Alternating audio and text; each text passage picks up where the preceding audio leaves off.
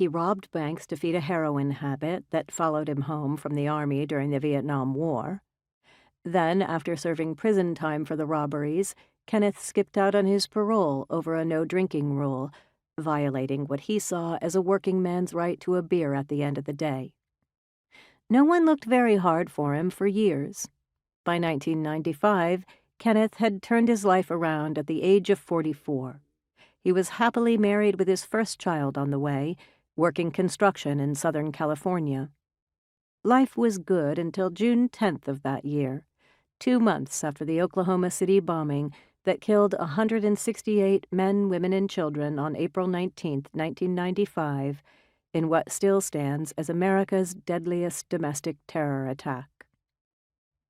While Kenneth was crossing back into California that day after visiting his wife Carmen's family in Mexico, border officials arrested him for the old parole violation.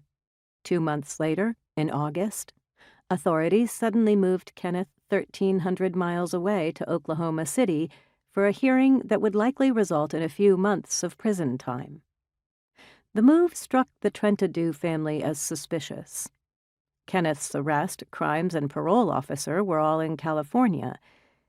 "It's that jet age thing," he told his sister-in-law by phone, downplaying the family's concern and referring to the U.S. Marshals Service Con Air flight that transported him to Oklahoma City.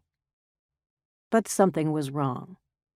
3 days later, on August 21, 1995, Kenneth Doe was dead in cell 709A of the Bureau of Prisons Federal Transfer Center, FTC, in Oklahoma City. The prison's call to Kenneth's mother, Wilma Doe, in California, raised an immediate red flag.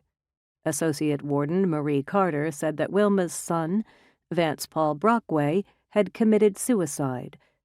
This death made no sense.